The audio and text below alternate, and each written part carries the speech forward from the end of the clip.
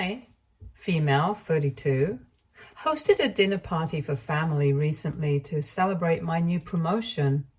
I was very happy and proud of myself because I earned this after slaving away at my corporate job for months. Only my partner, Keith, male, 37, knows how hard I have worked for it. But what was meant to be a celebration of my success, hosted by me, ultimately became about something else. Now, everyone is after me because they think I'm cruel and vindictive and don't understand the value of family. I grew up in a blended family. My biological mother left my dad for her boss when I was just 2 years old, so she has never been a part of my life. It has been dad and me for the longest time, and I'm not complaining. My mom never tried to reach out, and while a lot of my family thought that I would want to seek her out when I grew up, that was not true at all.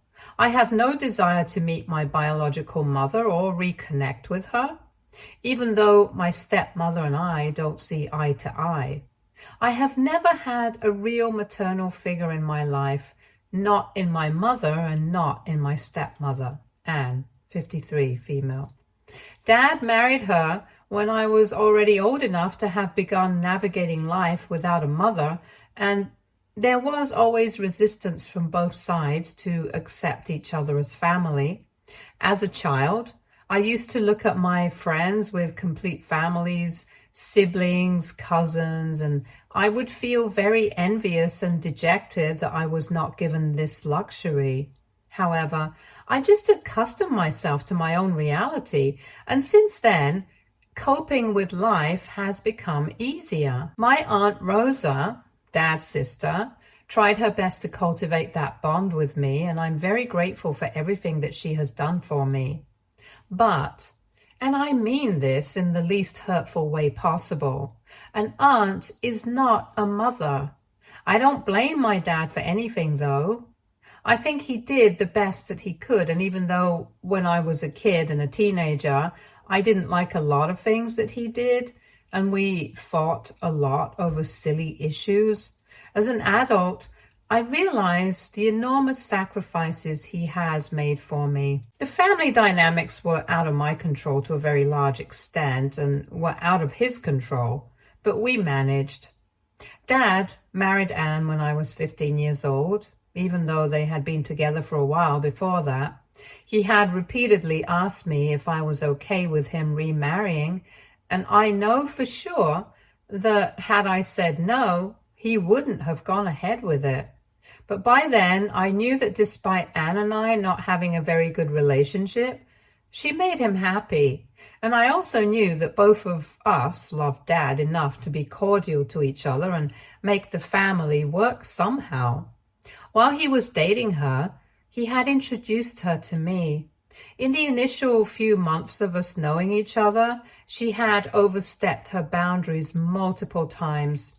I think she assumed that since I never had a mother, I would automatically take her as my maternal figure, and she tried very hard to fill that gap, so to speak. But I had been without a mother for so long that I didn't really understand what it meant to have one. Any attempt of hers to discipline me or exert authority while they were dating and not married was met with a lot of hostility from my side. I could have behaved better in hindsight, but I was a rebellious teenager, and to me, I was doing the best that I could. It became clear to her that I was not interested in a mother, and that the only way this could work was if we tolerated each other's presence and got along for Dad's sake. And this arrangement worked after their wedding, for the first few months at least. And I seriously and genuinely believe that it would have gotten better and the family would have been tighter, so to speak, if Stephanie hadn't come. Stephanie, now 36, female, is my stepsister and Anne's daughter. Dad had no idea about her when he married Anne, and Anne had never shared it with him. I don't blame her for it because it was a hard thing to talk about for her. Stephanie was the result of a teen pregnancy that Anne had with a man who was much, much older than her. She was groomed and then forced to carry the pregnancy to term. She was essentially a kid herself when she became a mother, and the only reason she agreed to carry the pregnancy to term was that she was assured by her abuser and his family that they would take up the entire responsibility of the kid and she would not have to be involved. And thankfully for her, they did not back out. So she had her daughter, and the daughter went to her biological father and lived there all her life. Anne had no contact with her groomer and her daughter, and she changed her city as soon as she turned 18, when Stephanie was 1 year old. She never had any contact with her and never disclosed this part of her past with anyone, according to her. She told Dad, and Dad told me that even her friends from college and work do not know about her daughter because she doesn't consider herself a mother in any dimension of the word. I don't know if this is how she thought to cope, but I guess she felt that since she had no contact with her daughter, and if she stopped mentioning her, maybe she would cease to exist in her mind. Unfortunately, that was not what God had planned for her. 6 months after her wedding to Dad, Stephanie showed up at home. I was the one who opened the door. And one look at her and I realized I didn't like her. She was reeking of alcohol, and frankly, she looked like a drug addict. She would have been 19 at that time, so I really don't know why she came looking for mommy as an adult. I don't know what happened after that because I was left out of all family discussions regarding her. All I do remember is that she stayed with us for a while, and Dad and Anne used to have long discussions late into the night for a couple of days. I think 2 weeks after her arrival, she had been living with us for that entire duration. Dad came to my room and said that he wanted to talk to me. He told me that Stephanie would be living with us for a while longer until they could try and do something to get her life on track.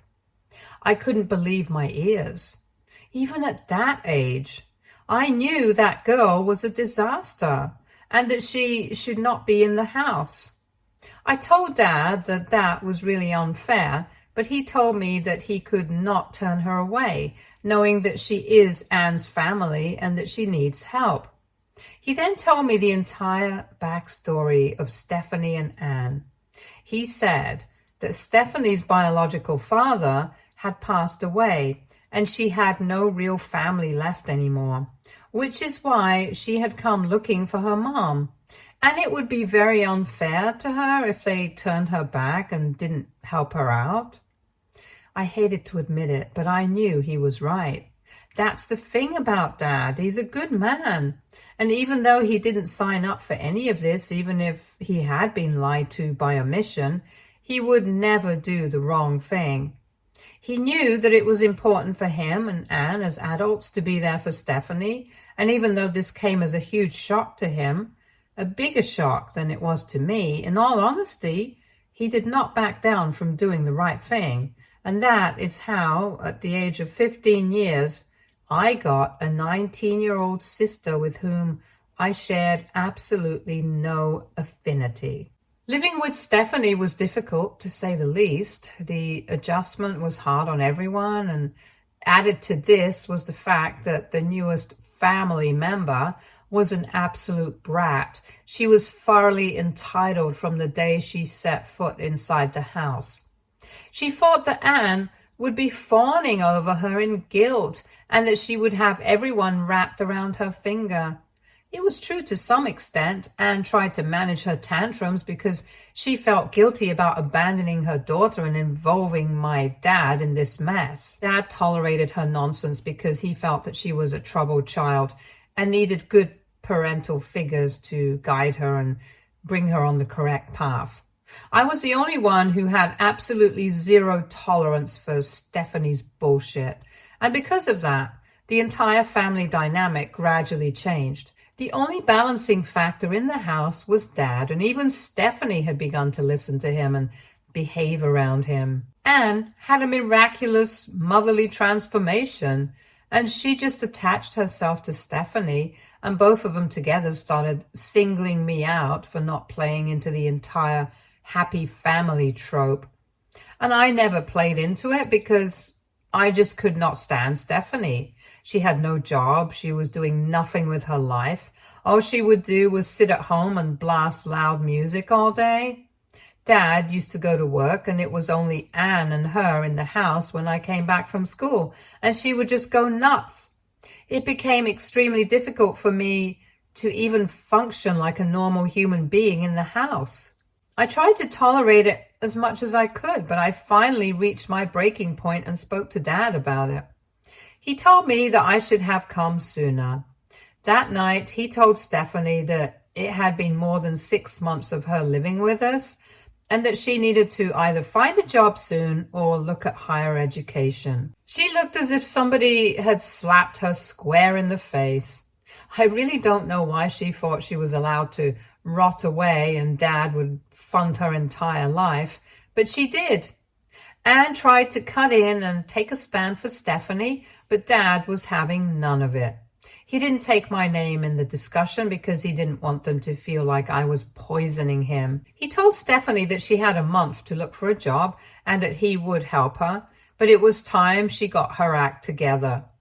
To no one's surprise, she did not get her act together at all. There was no job by the end of the month, and at the 6-week mark, Dad reminded her again. A few weeks after that, she came home with the announcement that she was pregnant. Anne was overjoyed. God alone knows why. But Dad had had enough. He told her that he was not willing to fund her and her child any longer, and that she was on her own. Stephanie probably had expected the exact opposite of this. She had thought that because of the pregnancy, Dad would stop being so hard on her. I actually overheard her say this to Anne. Anne tried to butt in and take her side, but I think Dad had reached his breaking point too. There was nothing else to be done any longer, and Stephanie had no option but to leave. The house finally had some peace and quiet after about a year of her nonsense, but things always remained strained between Anne and me, and Dad and Anne after that. Once she had gone, I got no news of Stephanie. Not that I was interested in it anyway. She probably was in touch with Anne and Dad, but I can't be sure. I never asked and they never told me. 2 years later, I went off to college in a different state and things improved drastically for me. I went low contact with Anne and only stayed connected to Dad. That wasn't a problem for him, and he never forced me to maintain a connection with Anne. But boy, she became hostile. Whenever I went home for vacation, she would be snarky and rude, as if she didn't want me around. There was never any open conflict between us, and I tolerated her for Dad's sake, but things were way worse than before. In all honesty, we just couldn't stand each other anymore. It was palpable to everyone around us, and the air would be thick with tension whenever I went home. So I just stopped going. I used to call Dad over or go on trips, and that was that. To me, peace of mind was more important than being in that house, so I just chose that. Then I got busy with my job and life and completely fell out of touch with Anne. Whatever I knew of her was via Dad. 2 days ago, I hosted a party. I got a huge promotion at work, and it is kind of a big deal, and I wanted to celebrate with everyone. I called Dad, Anne, Aunt Rosa, her husband Mike, and their son Noel. Keith and I lived together, so he was obviously there. It was supposed to be an intimate get-together of family members I'm close to. I invited Anne out of courtesy. I'm too old now to keep bad blood between us. However, in hindsight, I was a fool to expect the same maturity from her because she overstepped her boundaries so majorly that I think even Dad is never going to see her face again. What shocked me was that Anne walked in with Stephanie. Now, I have had no contact with this woman for over 15 years, and I just could not fathom how anyone thought that bringing her along would be a good idea. I looked at my dad in disbelief and pulled him aside while Keith tried to lighten the mood. I asked him why she was here, and he said that Anne had told him that I had specifically invited Stephanie. I was furious, and I wanted both Anne and Stephanie to leave right away. I decided against it because I did not want to create a scene, but if I'm being honest, I should have gone ahead with kicking them out. I tried to defuse the situation, I really did, and Anne and Stephanie were behaving for the most part, so I even got a little comfortable with the entire situation. All through dinner, everyone asked me about my promotion, my work, and the like, except Stephanie. She sat there, pouting and sulking, but I didn't pay much heed to her, as did no one else. I was actually relieved that she wasn't talking much because I had no desire to interact with her anyway. So all in all, thankfully the dinner went well, but I had no idea what was waiting for me at the end of it. And just as we were about to get up, Anne got up and said that she had a special announcement to make. Before I could even react, she literally squealed. She's 53, and honestly, that was so embarrassing. And revealed that Stephanie was expecting a baby. Everyone in the room went dead silent. All the people that were present, except Stephanie, probably, knew that I had had lots of fertility struggles, and I was told only a year ago after multiple tests that I would never be able to have biological children. The news about Stephanie's pregnancy honestly felt like a slap to my face, and it felt as though all the pride of the day was sucked out. I tried to put on a brave face and congratulated her, but Dad literally hissed at Anne and told her to sit down. She tried to start some drama over Dad's reaction, but Noel butted in and said something along the lines of, "Why are you even excited? Aunt Anne, isn't this like her sixth kid?" I genuinely spat my water out and looked at Anne with eyes wide. She started yelling at Noel, but Aunt Rosa got up to defend him, and it all became a huge mess in my house, where I couldn't even get a single word of what they were saying. In a couple of minutes, I had had enough, and I told all of them that I wanted them to leave and that they could not come into my house and disrespect me when I was the one hosting them. I then turned to Steph and told her that I had not invited her, and even if her mother had lied to her, she should have had the common sense to understand that it possibly could not have been me who was extending an invitation or an olive branch, because we never liked each other, and we hadn't spoken to each other in over 15 years. To my utter amazement, she started crying, saying that I was just jealous of her fertility because I could never have kids of my own. I hate to admit it, but that one statement stung more than anything I have ever heard before. Thankfully, I kept my cool, and I then told her that I was glad I had made something of myself and worked hard to create a name, so that my only achievement was not spitting out kids the minute I could get pregnant. I don't think anyone had expected me to say something so vicious, and before I could say anything, Anne slapped me in front of everyone. She slapped me so hard that my head hurt. I don't exactly remember what happened in the next 2 minutes, but all I know is that by the time I had centered myself, everyone was out of the house, and Keith was sitting beside me apologizing for letting things escalate so much. I told him it wasn't his fault, but the entire situation has taken a huge toll on me. Dad has reached out to me, and so has Aunt Rosa, Uncle Mike, and Noel, but I haven't responded to anyone other than Noel. I'm just not in the right headspace to talk to anyone right now. It's not just that they shat all over my party and achievements. They rubbed me the wrong way by poking fun at and mocking my biggest vulnerability, and then proceeded to assault me in my own home. And I know Dad is not to blame for this, but he could not have anticipated or controlled it.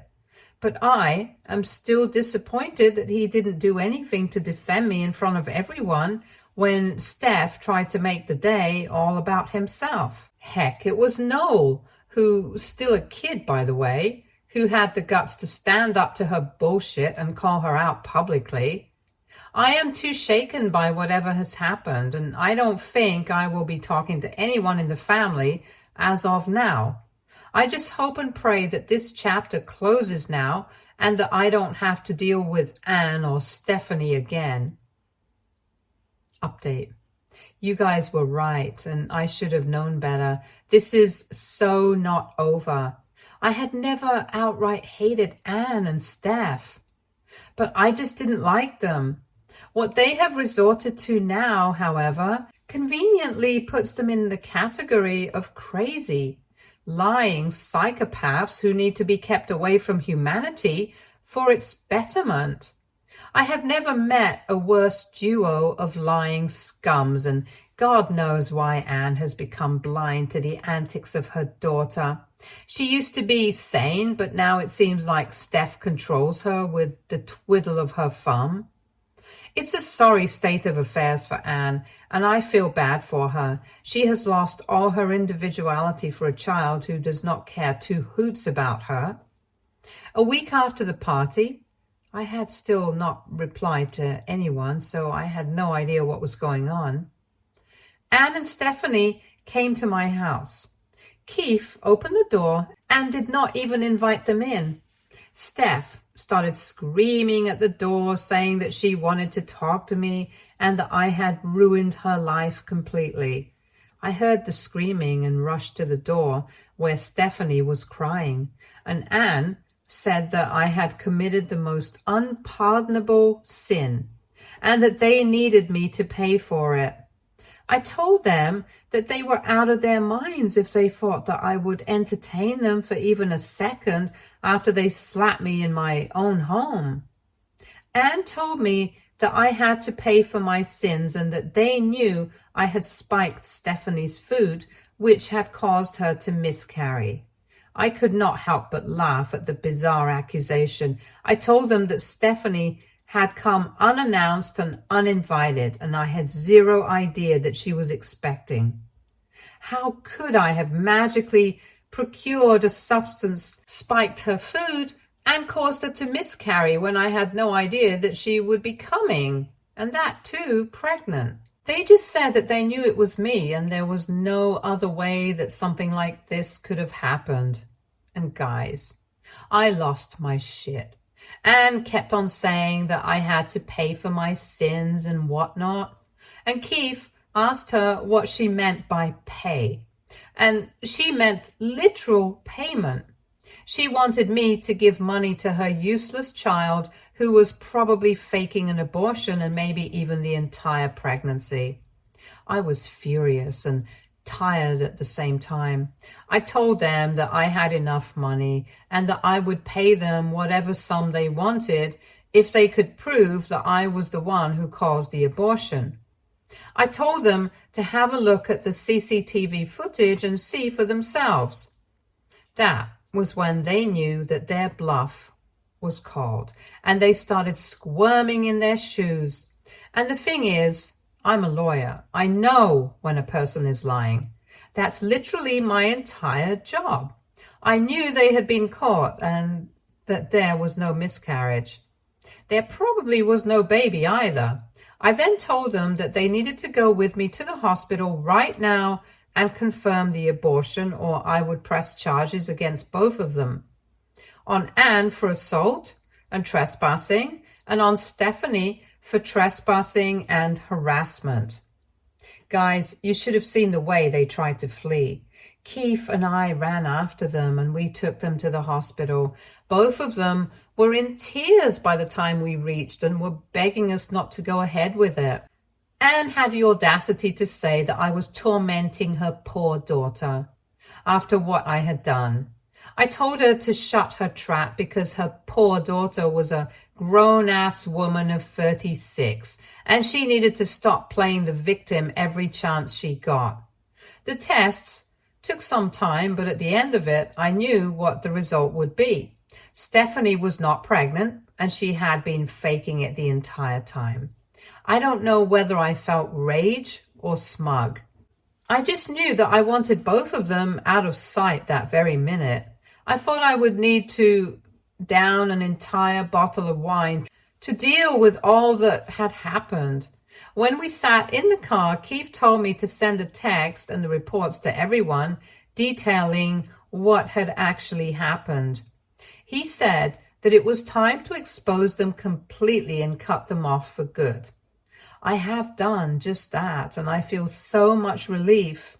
I know now that they won't have the guts to get in touch with me again. I think I'm going to go no contact with Dad too. I just feel that he is somehow responsible for inviting all this mess into my life. And even if he isn't at fault, I don't want to deal with him right now. I have faced assault and harassment, and an achievement of mine has been ground to dust because of the antics of his wife and her daughter. I can't help but feel mad at him. He was the one who allowed Stephanie inside my house. He could have asked me whether I had actually invited her or not. He could have cross-checked, but it was easier for him to feign convenience, and that just hurts me a lot. I know I'm not going to tolerate any more of their drama, and if they try to, as much as knock at my door again, I will just get a restraining order against them. I don't care if I burn every single bridge with the family, but I just don't have it in me to deal with this anymore. Update 2. For all those who are hoping for a dramatic update, I have some news for you. Dad has filed for divorce from Anne. After he got to know what the mother-daughter had done, he was furious and threw Anne out of the house.